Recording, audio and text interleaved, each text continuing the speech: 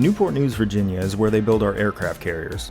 To construct just one of them costs several years and many billions of dollars. Even some of our government's most enthusiastic war hawks openly wonder why we build them. Once in a while we'll wage a pretend war and daydream what full-scale conflict would be like, but we don't always like what we find. In 2002, around the time this story begins, the US military conducted an exercise, a simulated war with an Iran-like military. It ended with, well, we got our asses kicked, folks, no two ways about it. They sunk America's armada, including one of our beloved aircraft carriers, in 10 minutes' time. Hopefully, someone learned something. The days of the average American knowing what our military does all day, much less taking pride in it, are gone. There's a reason the line goes, support the troops. It's an easy sell because many of us have friends and loved ones who are in the military, but as an institution, well, there's a reason why the military spent so many years paying the NFL millions of dollars to let them perform flyovers before games. It seems as though our armed forces want just a little taste of the admiration we feel toward our athletes. Who's your favorite active military leader? What's the most recent military engagement you could get behind? Alright, here's an easier question. Who's your 22nd favorite active quarterback? You're absolutely right, it's Derek Carr. Whether you like this or think it's a good thing is an entirely separate question, but there's no two ways about it. The way we're supposed to feel about the military is the way we actually feel about our athletes. They're the heroes, the stewards of our hopes and dreams, the tactical geniuses, the builders of dynasties, the field generals, the conquerors, the ones who actually represent our ambitions and capture our imaginations. It's hard to miss the poetry of this. In the 1990s, around the time the $4.5 billion Nimitz-class Harry S. Truman was being laid down here, so many of those great American generals were rising through the ranks just on the other side of the highway, often scraping to get by financially. There was, of course, Bethel High School quarterback Allen Iverson, a transcendent football player who could seemingly do anything on the field he felt like doing. With a talent in town this radiant, it was tough to stand out if you were a kid like Aaron Brooks, who lived in the rough Ridley Circle neighborhood right near the shipyard. He played at Ferguson, a high school that was a few years away from closing down. Aaron would have a great game, throwing for 3 touchdown passes, only to lose in the shadow of Iverson, who was basically a one-man offense. Aaron was named quarterback of the All-District team, only for Iverson, who somehow also played defense just for the hell of it, to make the All-District team at defensive back. Alright, fine, let's switch to another sport.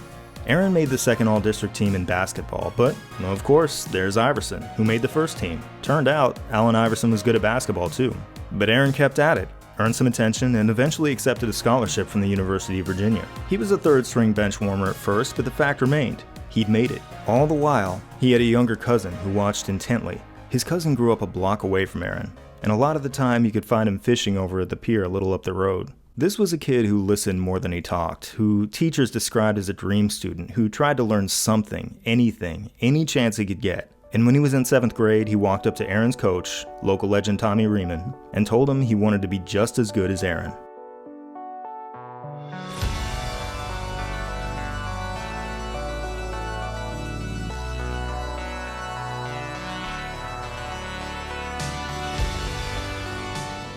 After blossoming into a superstar in high school under Riemann, Michael Vick decided to stay close to home and attend Virginia Tech.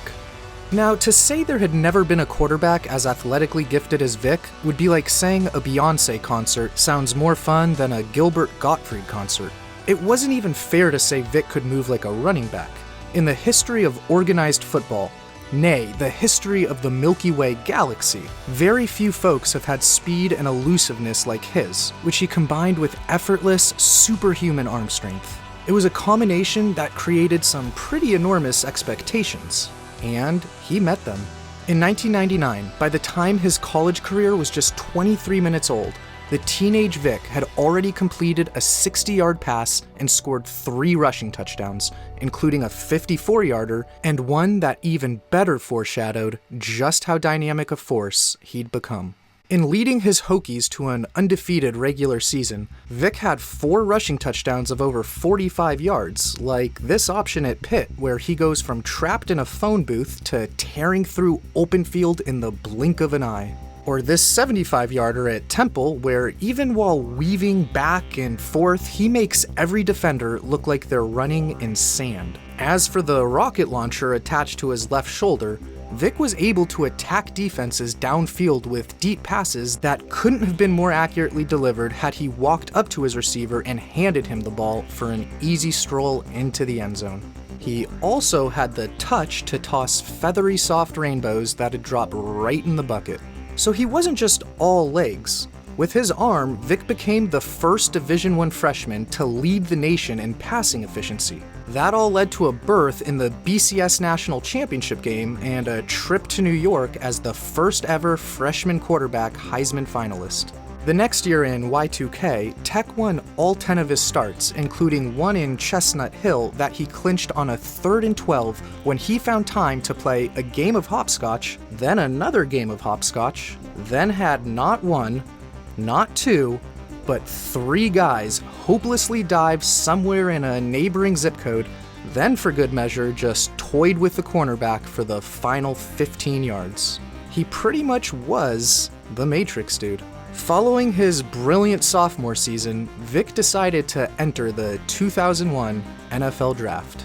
The presumptive top overall pick to the Chargers, who were coming off a 1-15 season and had just endured the full Ryan Leaf experience, Vick saw his pre-draft contract negotiations with them hit some major obstacles. While his agents had the audacity to expect the first overall pick to be paid like the first overall pick, because the Chargers planned to sit him for a while behind new starter Doug Flutie, they wanted to pay him less.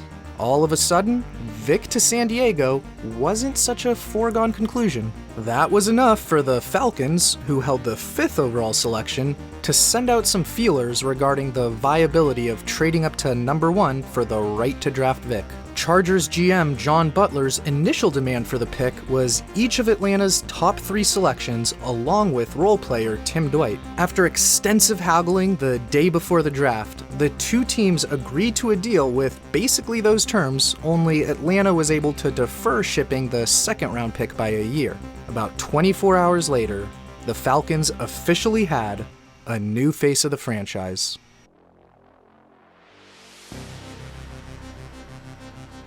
Vick was eased into year 1 in the NFL as a backup to Chris Chandler, but heading into year 2, he was elevated to full-time starter, and he provided an immediate spark to a dormant offense. Their defense, under new coordinator Wade Phillips, was also massively improved. Spearheaded by rising stars at both linebacker with perennial Pro Bowler Keith Brooking, and up front with defensive end Patrick Kearney, the Falcons entered Week 8, Saints Week, having allowed the 2nd fewest points per game in the league.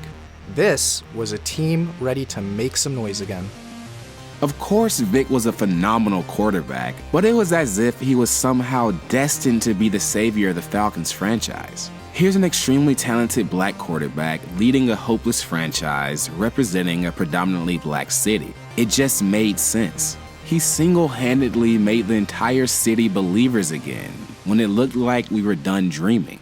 But as a young black boy in Atlanta, watching Vick pull off unthinkable moves every week was especially surreal because he was one of us. Vick was someone I could look to and just marvel at, simply because he looked like me. And I know I wasn't alone. I've never experienced a single player capture the hearts of an entire city the way Vick did. He made people that didn't even care about football tune in every Sunday just to see him put on a show. Vick jerseys flooded the streets. He was the main topic of every conversation no matter where you were. Whether it was getting a haircut at the barbershop, picking up a 10-piece wing meal, hanging at Piedmont Park, whatever. People were either talking about what he did in last week's game or anticipating who he would make look foolish the coming week. Not only did Vick birth a new generation of Falcons fans, but he made people who were on the edge of giving up do a complete 180 and proudly rep Atlanta as the hometown team. I mean, the dude was just special. Falcons fans attached all their hopes and dreams to Michael Vick. Big plays, playoff appearances, Super Bowl wins, but job one, just 7 games into his NFL career, was to march into the Superdome and whoop the Saints.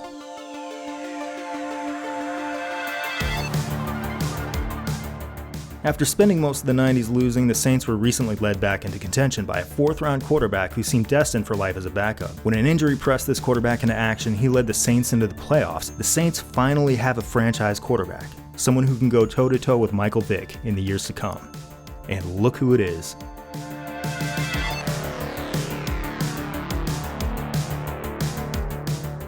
The two cousins from Ridley's circle had taken very different avenues, only to meet right in the middle of the most intense rivalry in professional American sports.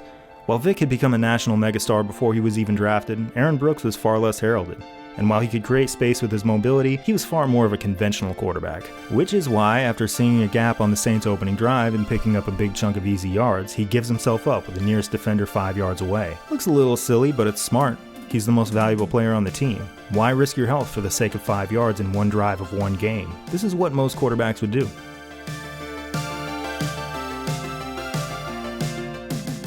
And this is what Vick does a couple of drives later. Like the Brooks play, this is not a designed run, but he senses an opportunity. Now here he is, 19 yards upfield, right where his cousin hit the deck. Most would taper off to the sideline and step out of bounds, especially with the defender right ahead of him. But he cuts in. His reward is probably 1 extra yard. Getting hit just doesn't concern him that much. On the final play of this drive, they do call a designed quarterback run, with Vick immediately rolling right to follow his blockers. There have always been mobile quarterbacks, but this felt new. Saints linebacker Cedric Hodge is taking a line that would have made sense for any of them. But Vick has seen tacklers cut in too sharp his entire life, from Newport News to Blacksburg to the NFL. He's just too quick.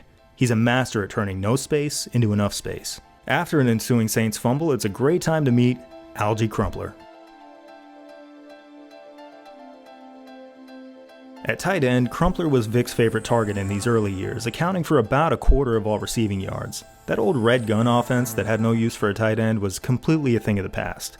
But Crumpler did pick up a torch once carried by Ironhead Hayward, that of a highly athletic ball carrier who is also absolutely enormous. Alge Crumpler was listed at 6'2", 275 pounds. Body mass index isn't all that useful for a lot of things, but it does help us appreciate how majestically large this man is. Over to the left, you see some really big and tall dudes, tight ends like Antonio Gates and Rob Gronkowski, who hauled in massive receiving yards. Over here we have Ironhead, who racked up about 1,500 receiving yards on the side. But nobody in NFL history this massive has ever accounted for anywhere near this many yards through the air. A lot of his yards came after the catch. Allow Saints defender Jay Bellamy to demonstrate. Vick finds Crumpler for what seems at first like a little dump-off when Bellamy throws every last one of his 200 pounds at him. This is not a missed tackle, it's not a bad tackle, there just is not enough Jay Bellamy. Crumpler absorbs the full blow, sheds him completely, stays in bounds, and keeps on trucking for more than 30 yards. This drive ends with another touchdown for Atlanta. Like Falcons-Saints contests usually are, this is a very weird game. Both teams will fumble the ball away as many times as they punt. What's beautiful about this rivalry is whether it's happening in the Superdome or the Georgia Dome, it's guaranteed to play out in a climate-controlled indoor environment. There's no inclement weather or anything else that fouls things up. It's just them. The Cousins trade blows, with Brooks passing for a couple of third-quarter touchdowns to take a 1-point lead. Enter Warrick Dunn.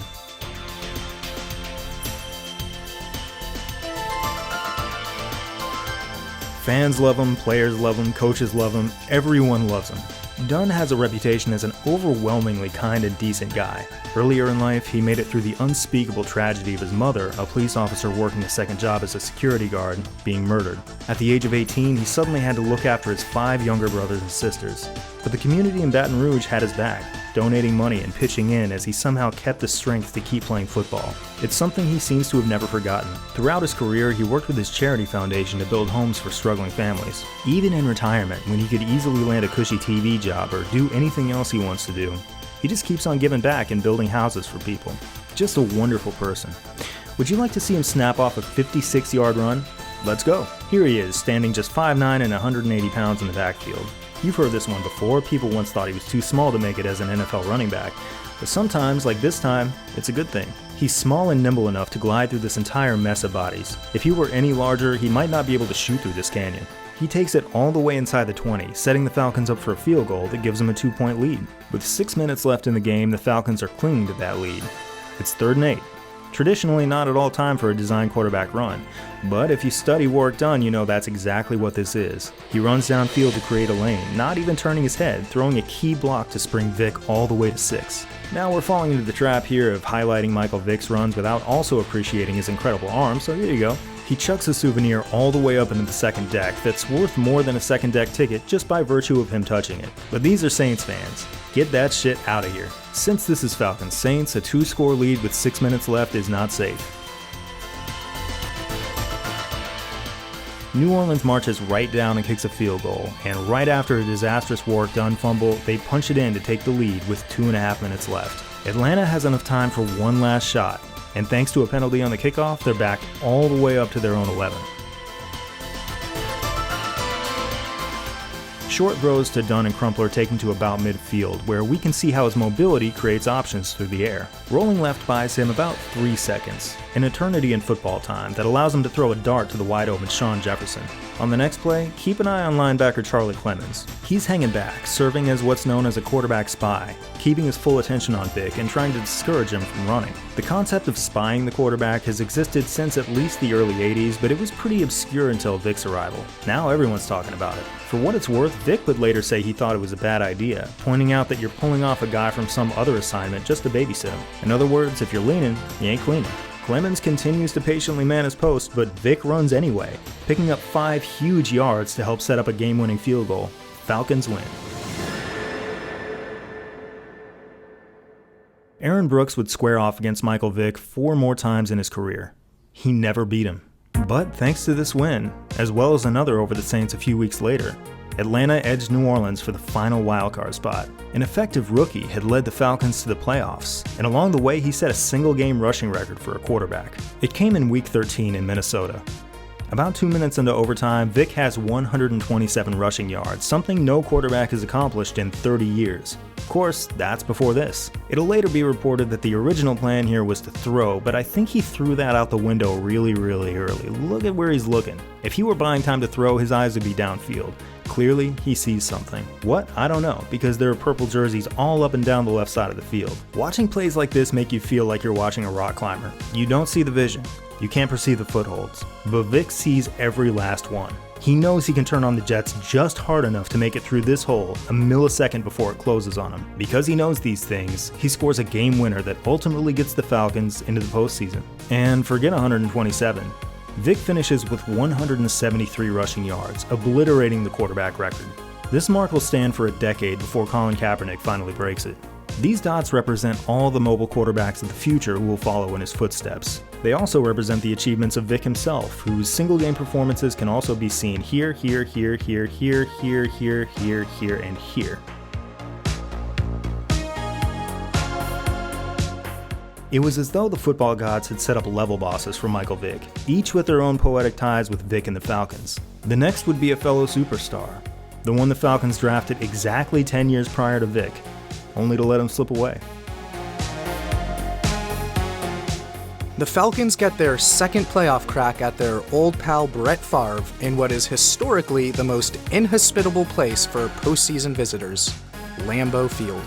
There, the Packers have won each of their 11 all-time postseason games by an average of nearly 15 points, including that drubbing they gave June Jones' squad 7 years earlier. Green Bay also went undefeated at home in the regular season, and to further stack the deck against Atlanta, Favre had won each and every one of his 35 starts played in sub-35 degree temperatures, which this one would be. There was also some concern going into it that Vick's play had fallen off of late as he'd become more turnover prone over the last 5 games. But under the bright postseason lights, Vick takes all of one drive to put those questions to bed, with a bullet to Shawn Jefferson giving Atlanta an early 7-point lead.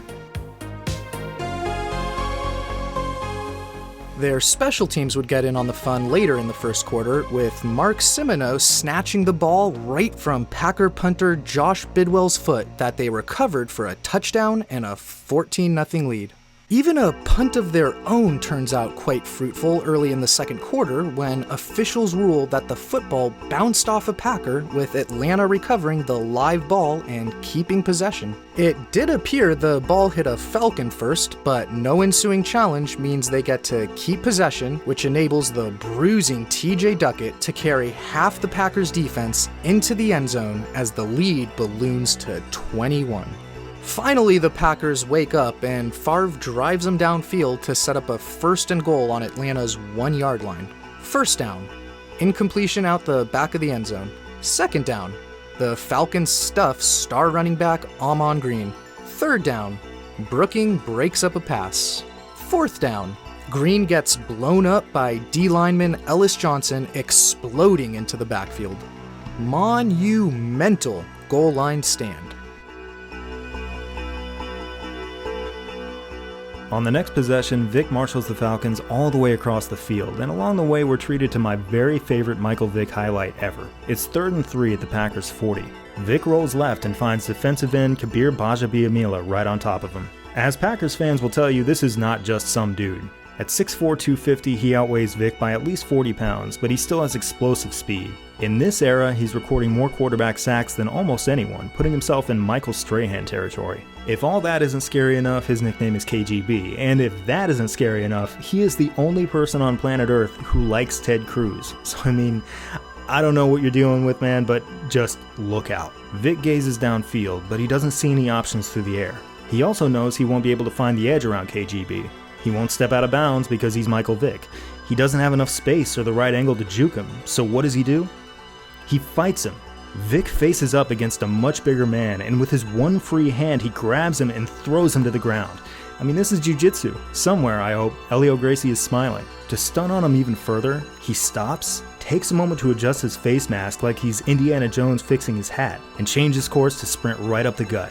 Anyone who has a favorite kick returner already knows what's going to happen here. We've been deprived of some of the most spectacular plays in football history because one guy got a finger on one shoelace, and that's what happens here. Look at all the green space ahead.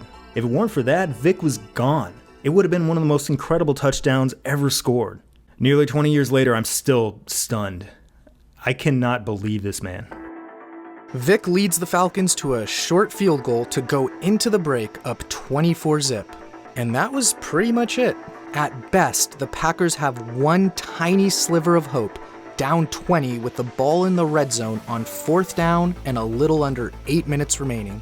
That hope gets promptly extinguished as Vick has now become the youngest quarterback to ever win a playoff game, in the process pouring cold water on the famed Lambeau Field mystique.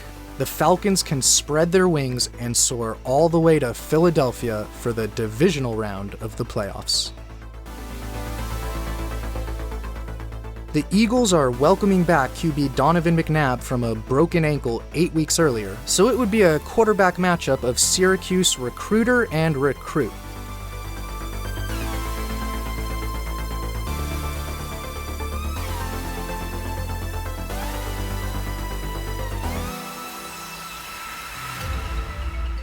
In a defensive slugfest, the Falcons make one crucial mistake early when midway through the first quarter, Philly's pass rush forces Vick to rush a throw off his back foot to Jefferson. Philly corner Bobby Taylor undercuts the route for the pick and turns it into a 7-point mistake. Each team kicks a couple first-half field goals, and the game reaches halftime, with Atlanta still down 7. Near the end of the third quarter, the Falcons have a golden opportunity. They advance deep in Philly territory when Vick drops back before he explodes through a huge hole up the middle and absorbs a ferocious blast from safety Brian Dawkins that knocks his wind out while scoring an apparent game-tying touchdown. But wait just a minute now, there is a reason that cavernous running lane formed. The holding infraction wipes out the touchdown and probably makes that Dawkins hit hurt a whole lot worse, especially when compounded by kicker Jay Feely booting the ensuing short field goal just a bit outside. On the first play of the fourth quarter, the Eagles execute everyone's favorite play, the 4th and manageable punt from inside the enemy 40-yard line.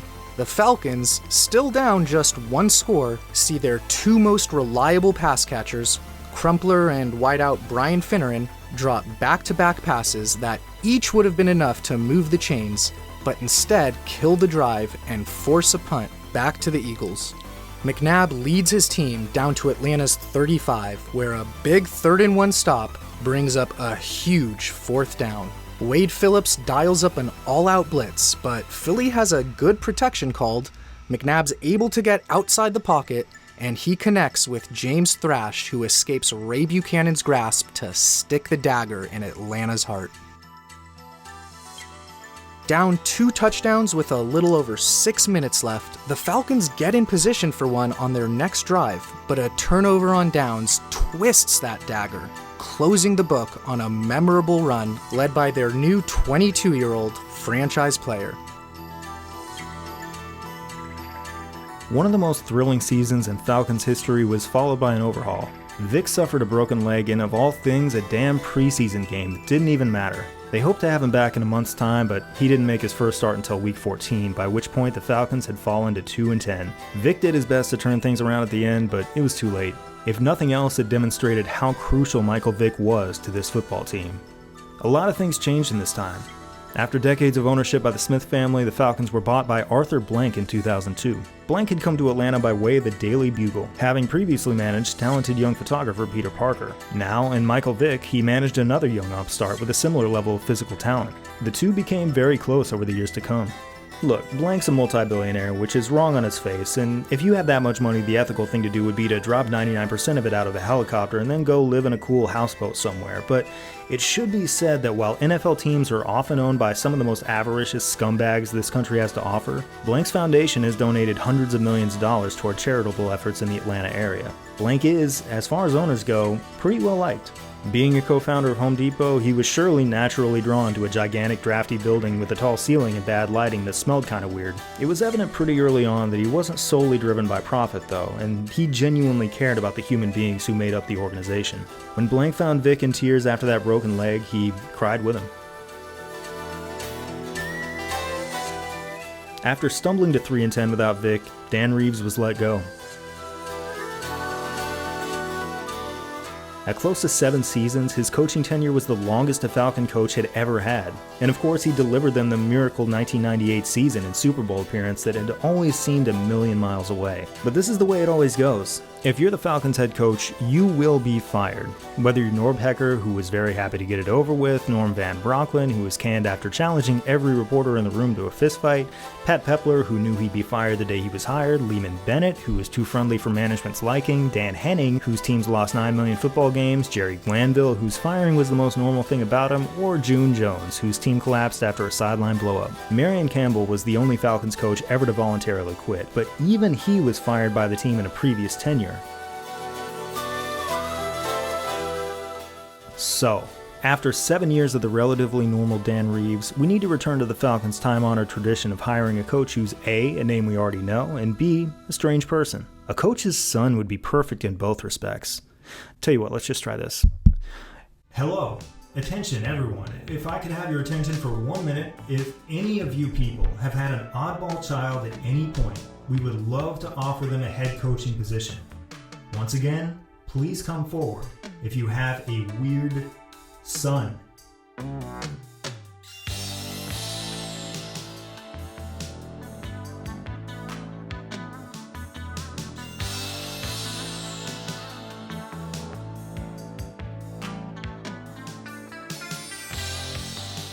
The best introduction to the younger Jim Mora is probably the one he gave to Arthur Blank. Though he had a famous last name, Mora was a relative nobody compared to others the Falcons were considering, and he walked into the interview a distant long shot.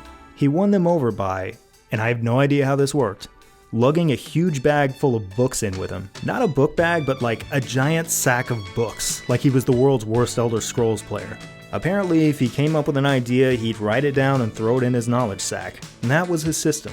"Look at how smart I am," he says. "I have a sack full of books. This is incredible," say the Falcons, who are so positive they've got their man that they turn around and cancel their subsequent interview with, "Oh boy." Moving on. Like his dad, Mora became known for throwing fits on the sideline. Among his weirder habits was huffing ammonia on the sideline during games to keep him on 10. I'm not sure he needed it. Jim Mora was an exceptionally driven person. Nobody had ever wanted to be an NFL coach more than this guy. In the first year, it showed. Personnel-wise, the most notable addition to the 2004 club came when they invested another top 10 draft pick on a Virginia Tech Hokie with sub 4.4 speed in cornerback D'Angelo Hall, who immediately became the team's most talented defensive back since primetime.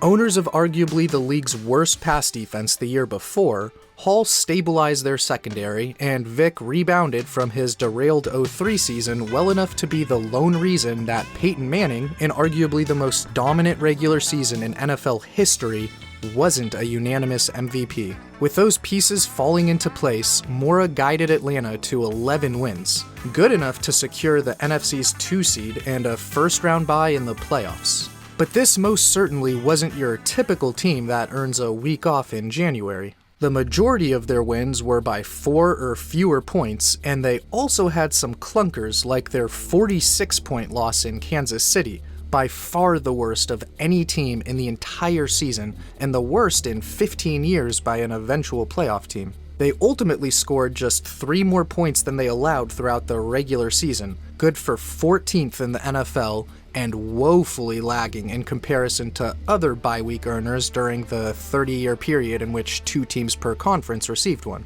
But with the sport's ultimate wildcard under center when they welcomed the Rams to town for the divisional round of the playoffs, at the very least, you could count on the Falcons to put on a show in their dome.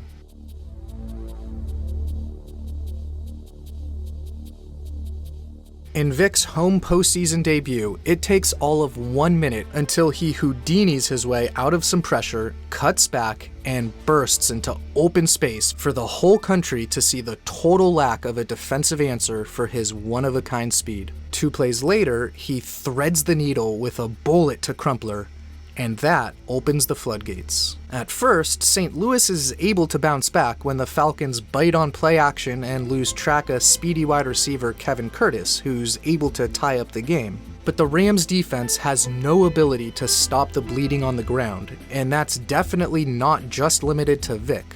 On Atlanta's second possession, Dunn's 2 carries cover all 75 Falcons scrimmage yards after he gets loose upfield, breaks a tackle, and lets his track star speed carry him the rest of the way to take back the lead. After a defensive stop, Dunn has an even easier time scoring when he's barely touched on his way to the end zone. The Rams respond with quarterback Mark Bulger finding Torrey Holt, who's slipped behind Atlanta's secondary to again make things competitive. But these will be the final fleeting moments where this is a competitive affair. Close to halftime, punt returner Allen Rossum's 68-yard rumble right up the gut knocks the Rams on the ropes, and the Falcons' defense emerging from halftime firing on all cylinders delivers the knockout blow. They pitch a second-half shutout while even chipping in a couple points of their own when defensive end Brady Smith smokes Hall of Fame left tackle Orlando Pace for the end-zone sack.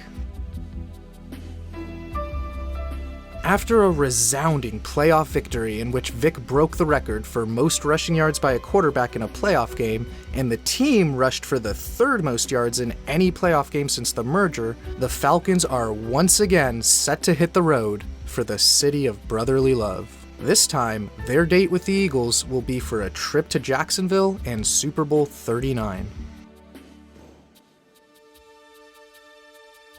In brutal sub-zero temperatures, the dome team from the south shockingly comes out flat.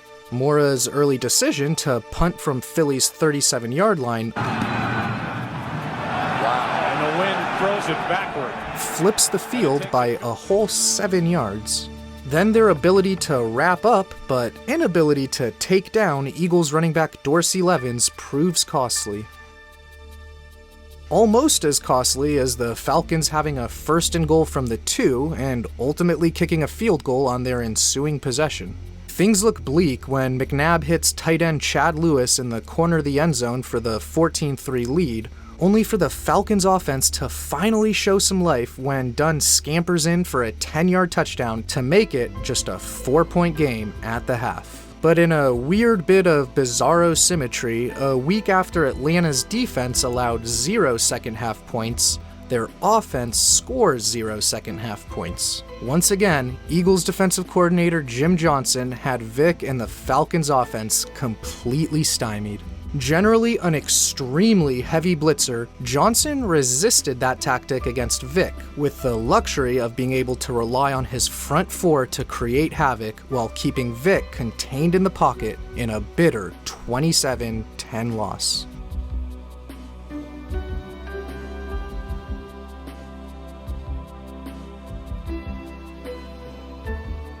You know what? We're now entering year number 40 of the Atlanta Falcons experiment, and we've never seen this team post winning records in even 2 consecutive seasons. Hasn't happened once.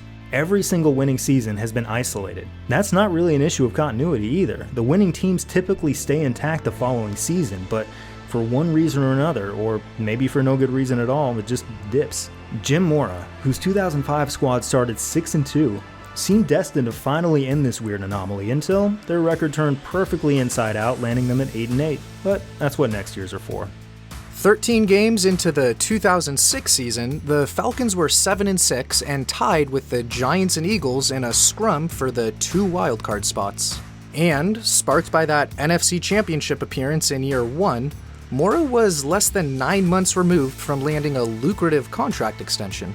Now he was closing in on his second playoff berth in 3 seasons as Falcons head coach. Everything seemed to be going just dandy.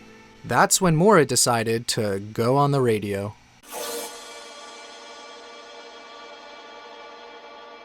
In mid-December, Mora conducted an interview with a Seattle radio station in which one of the hosts was his good buddy and former college roommate at the University of Washington, Hugh Millen. As the interview wound down, the idea of Mora becoming the head coach at his alma mater was broached. Now, if an angel and a devil were supposed to pop up on each shoulder in that moment to give him advice on how to handle those musings, then the angel was apparently just stuck in that Atlanta traffic. Mora cannonballed into his enthusiastic response like he was Kevin McAllister at the Plaza Hotel swimming pool. After acknowledging that the job wasn't even, vacant, Mora could not contain himself from gushing over just how badly he wanted that gig. He was even thrown a life raft when he was all teed up for a chance to say that that would only be the case if he were available. He refused that life raft. Then he doubled down by saying it could even be right smack in the middle of a playoff run, and he'd still up and bail. And as the coup de grace, he undermined future Jim's ability to later claim he was kidding. Which, of course, in his mea culpa, is exactly what he had to do. Now, UW is my alma mater too. I get it, it's a wonderful place. But Jim, you are currently an NFL head coach in the middle of an NFL season. It is 2 days before a huge primetime game against the Cowboys, and you are in the thick of the playoff picture while ostensibly possessing plenty of job security in the wake of that extension. And you still can't stop going on and on, fantasizing about another job that, again, still has its seat filled. What in the hell are you thinking? The damage was done. No putting the toothpaste back in that tube. The Falcons would go on to drop each of their final 3 games, miss the playoffs, and the day after the season ended, Mora was fired. Sure, his goose was all but cooked with the radio segment, but the passing stagnation of Vick was another key element of Mora's demise. He'd brought Greg Knapp along with him from San Francisco as his offensive coordinator, and he wasn't really the right choice to nurture a talent like Vick's. The two often clashed, and Vick never felt comfortable in Knapp's system. I've never seen a coach make the fourth quarter completely irrelevant quite like Mora. In 26 of his 48 regular season games, the Falcons were tied or winning after 45 minutes. And they won all but one of them, with their winning percentage on such games higher than everyone in that time but the Patriots. In the 22 games that they trailed entering the final quarter, however, they lost all but one, as they were one of just 4 teams with such a winning percentage south of 5. Combined with broadcasting his dream to go back to the Great Pacific Northwest, it was clearly time for a new hire and a fresh start in 2007 to make ancient history this ridiculous notion of their head coach openly flirting with bailing for a college gig in the middle of a season. Whoever the Falcons chose as their next head coach would need to understand how to make the most of Michael Vick and draw up an offensive game plan that would take him to a higher gear.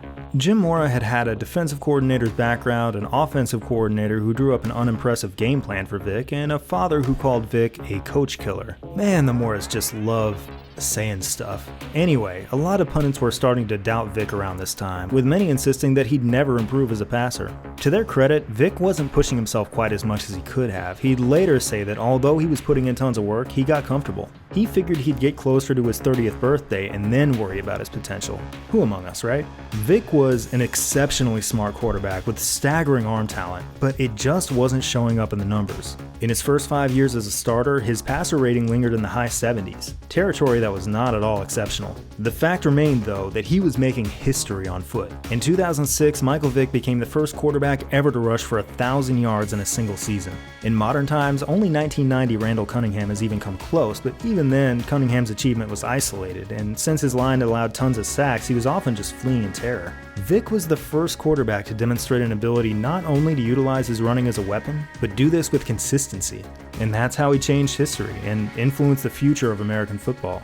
His performances in those years started to change how a lot of coaches, particularly high school coaches, perceived quarterback development, and it influenced what those young quarterbacks themselves felt they were capable of. If a quarterback was, say, 14 years old while watching Vick's masterclasses in 2006, he'd be 24 years old in 2016.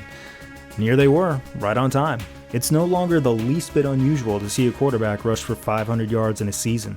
There's only one, though, who has been able to surpass what Vick did, his heir apparent, Lamar Jackson, who somehow rushed for 1,200 yards in 2019. Jackson is far from Vick's shadow. He's clearly his own player, but he didn't come up with that style of play on his own. Jackson would have been 9 years old at the peak of Vick's rushing abilities.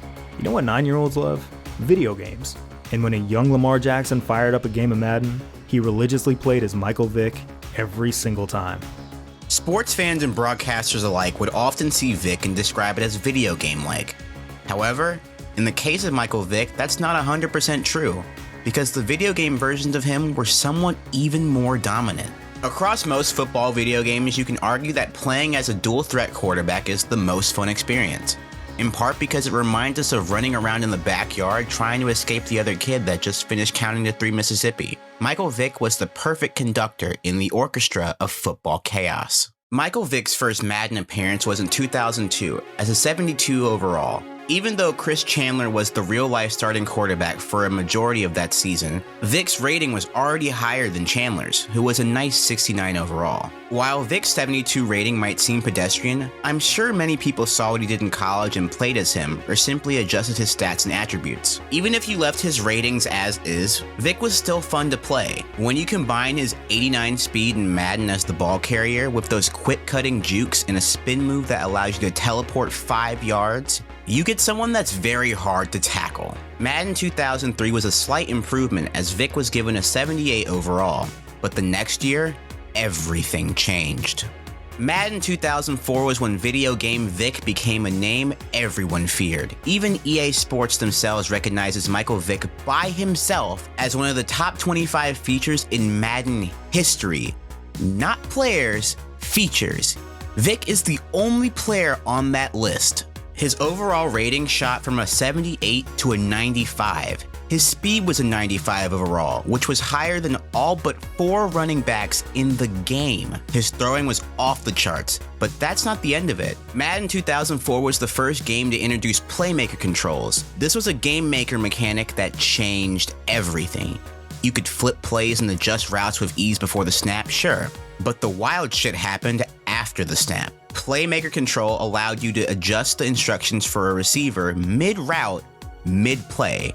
This means that you could control Michael Vick and the receiver closest to him to either create space or get a receiver open. In addition to that, you could also create your own plays and formations in Madden 2003 and 2004, which allowed you to make the craziest formations and plays that you've ever seen. Now, this seems like a fun little harmless feature in theory, but when you give this feature to video game Vick, defensive AI stood no chance. I mean, what the hell do you even do against this? In theory, you could have someone come over to your house and you could choose the Falcons and a playbook that you created that your friend in the defensive AI could do nothing about. Michael Vick was so good in Madden that the next 2 Maddens had features that served as indirect nerfs to Vick. For those that don't know, a nerf is when something is tweaked to make something weaker or less dangerous, much like how a nerf football to the face isn't as painful as an actual football to the face. Madden 2005's campaign and marketing focused entirely on the defensive side of the ball. Ray Lewis was on the cover.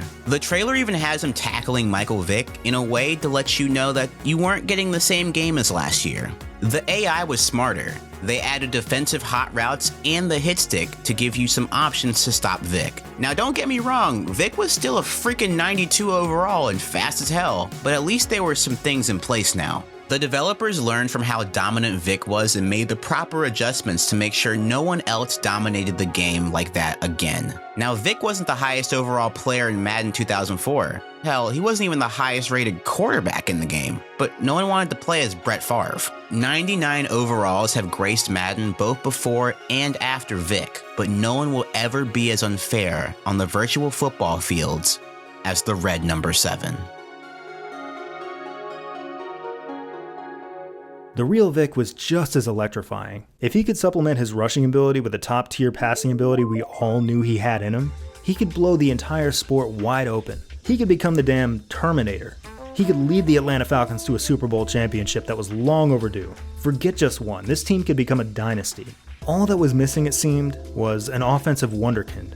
A proven genius who could design everything around Michael Vick. And they found him.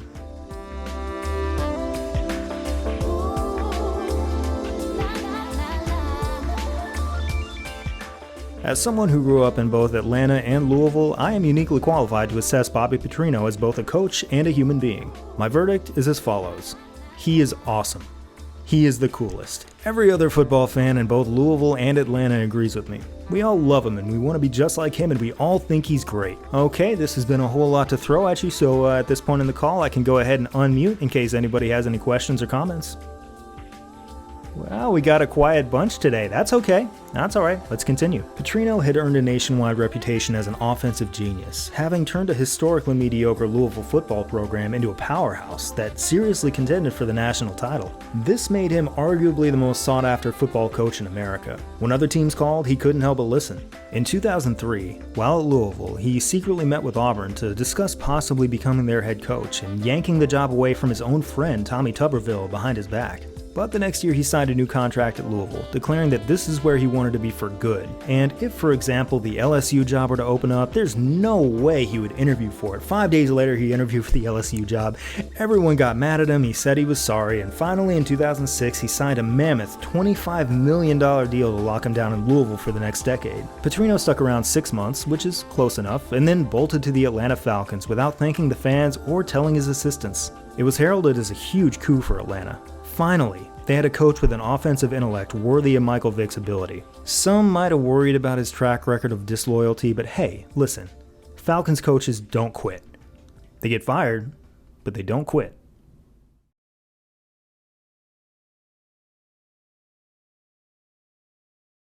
This is the part of the story that everyone knows. In August of 2007, Michael Vick pled guilty to federal dogfighting charges. He was sentenced to prison shortly thereafter, and never played for the Atlanta Falcons again. It's a crime that will follow Mike Vick for the rest of his life, and something that some people will never quite be able to forgive him for. And I totally get that. It's an inexcusable act that eventually tarnished Vick's legacy on the field, and how people view him as a person. But take a moment to understand Vick's upbringing. Dogfighting is something that he's been exposed to his whole life in Virginia. Yeah, you can say, well, why wouldn't he just change the people he surrounds himself with? Which is something that's a lot easier said than done, when the very same people held him down through thick and thin his entire life. Newport News, Virginia was his home. It was his family. And sometimes it's just hard to turn your back on family.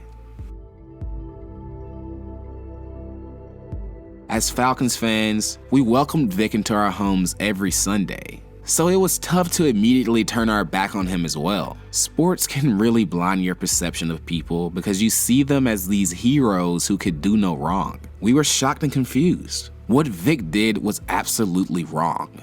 But why do we publicly continue to deem him as a monster when he's paid his debt to society and asked for forgiveness? In prison, Vick dreamed of coming back to the Falcons to be the quarterback that brought the franchise their first Super Bowl win. He still thought it was his team, and fans were more than ready to welcome that idea. I personally know people who held out on the hope that maybe one day, no matter how long it took, Vick would suit up again for the Falcons and make everything right. You can look in the stands of the Georgia Dome and see the majority of the crowd still rocking Vick jerseys. Even his teammates were ready for him to be back, loudly showing their support during games with messages like "Free Mike Vick" on t-shirts. But in the real world, We knew that never would be possible. Nearly 15 years later, America can't agree on Michael Vick. There are many, such as myself, who believe that the 21 months he spent in federal prison were more than plenty.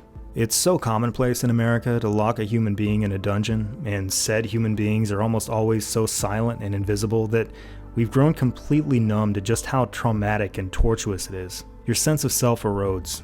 You feel forgotten, like you've been jettisoned off the planet, far from anyone who loves you. Vick would later describe a day in which his entire universe revolved around a visit with his family. Because of some arbitrary reason that had nothing to do with him, the visit was abruptly canceled. He was so lonely and desperate that it broke him, and he collapsed into tears. Of this feeling, he says, it's like being dead. Vick was more than just a football player in Atlanta. He was a beacon of hope that made people in the city want to believe again. But that hope came crashing down with the damage that Vick caused. And as a fan base, we had to move on.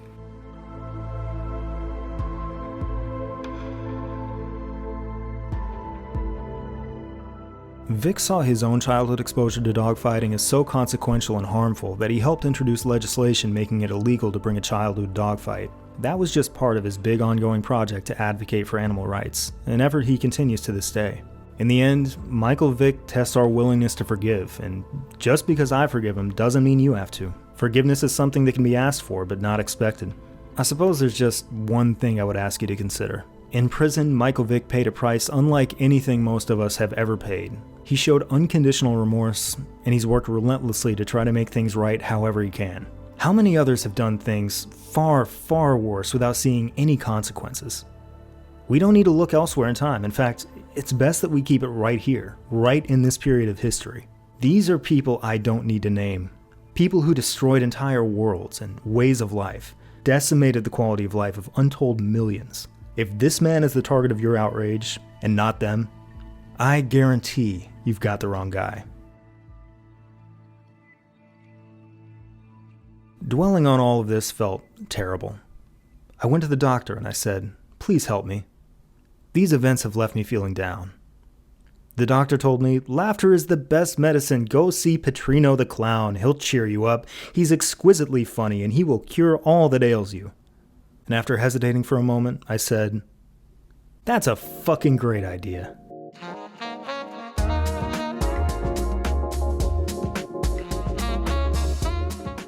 We now return to the adventures of noted, cool, and well-respected guy Bobby Petrino, who now finds himself without the superstar quarterback who was the primary reason he was hired in the first place.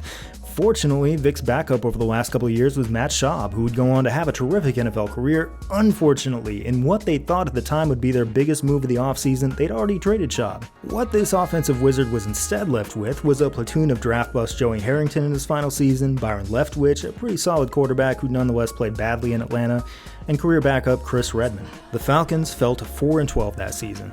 Arthur Blank, certainly aware of Petrino's history of talking to strangers, got word that Arkansas had been sniffing around and immediately slammed the door shut, sending back word that the Falcons would absolutely not allow them to talk to Petrino. Blank then got to work plotting out the future with Petrino, addressing whatever concerns he had, and generally making sure he was happy as the Falcons coach. Petrino looked him in the eye, shook his hand, and assured that he was in it for the long haul. Problem solved. For about 24 hours. Then Petrino resigned as head coach, immediately fled Atlanta, and signed a deal with Arkansas. And let me tell you, I would have bought a pay-per-view event that was nothing but Falcons players talking shit about him. I'm sure they said a lot of things that couldn't make it into print, but among the highlights of those that did, they called him a quitter and a coward. And if you get that from Warwick Dunn, you've messed up bad. Defensive back lawyer Malloy said, "This league is for real men." I think he realized he didn't belong here. Part of it was that he left, part of it was how he left. Too chicken shit to actually look his players in the eye or even give him a phone call, Petrino left little laminated notes in their lockers with identical short boilerplate text on each one. Within, Petrino expressed that he wanted to finish the season, but that, quote, circumstances did not allow him to do so. He framed his cowardice, perhaps correctly, as an inevitable force of nature that could not be deterred, as though he was talking about rain canceling a picnic. "Yeah, sorry guys, I wanted to stick around, but unfortunately I'm a total dipshit, and as we all know, nothing can be done about that." The rest of Bobby Petrino's story doesn't concern the Falcons, but it's really cathartic for Falcons fans, so let's just continue. After 4 years, Petrino was building Arkansas into a powerhouse just as he had at Louisville when he wrecked his motorcycle. What followed was the legendary neck brace press conference in which he was asked whether anyone was with him at the time of the accident. Was anybody with you at the site? When I came out of a ditch, there was a lady there. That lady was in fact on the bike with him. She was an Arkansas football employee, she'd allegedly been shown favoritism by Petrino, and he'd been having an extramarital affair with her. After days of lying about it, he was fired. Incredibly, a couple years later, he somehow got the head coaching job at Louisville again, despite having broken contract and bailed on him years prior. In an unbelievable failure of karma to do its job, he gets to coach Lamar Jackson, who evolves into one of the greatest players in college football history. Michael Vick himself says that Lamar Jackson is like him, only even better. Lamar then leaves for the pros, and without him, Petrino is completely exposed, overseeing one of the most dramatic single-season collapses college football has ever seen, with the Cardinals falling all the way to 2-10. Before the season's over, the University of Louisville and Wave 3 TV give us a moment of true television magic. The news of Bobby Petrino's firing crawls across the bottom of the screen, right in the middle of Bobby Petrino's talk show. Who, I ask you, has ever been more of a flesh and blood realization of Mo Sizlak? A guy who burns every bridge anyone ever built him, whose considerable talents as a football genius are eclipsed by his reputation as the most infamous two-faced liar football has ever seen. Bobby Petrino is America's dunk tank clown, and in this way he's indispensable. He's a guy you can feel good laughing at, because he 100% signed up for every last bit of it. I'm not joking. I genuinely love Bobby Petrino. I appreciate all he's given us, and I hope he's out there somewhere having a good one. The peregrine falcon is the fastest animal of any kind on Earth. When it dives at terminal velocity, it hurtles toward the Earth at nearly 200 miles per hour. In the end, it's not really anatomy that powers the fastest creature in the known universe. It's gravity. The Atlanta Falcons dive at rates that are similarly breathtaking. There was the nosedive of the 80s that felt like it would never end, and put them so deep in the red that they might never dig out. In the 90s, they went to the playoffs, then immediately lost 8 straight in the afterglow of the Glanville years. And their descent right after Super Bowl 33 almost perfectly mirrored the ascent that got them there. Now, the era that appeared to have the most promise was over instantly and without warning. Work done, and Algie Crumpler left after the 07 season. Their coach had bailed. The one who was supposed to save the franchise was gone. The identity of the team had vanished. But maybe, in preparation for the exhilarating, confounding final acts, it had to.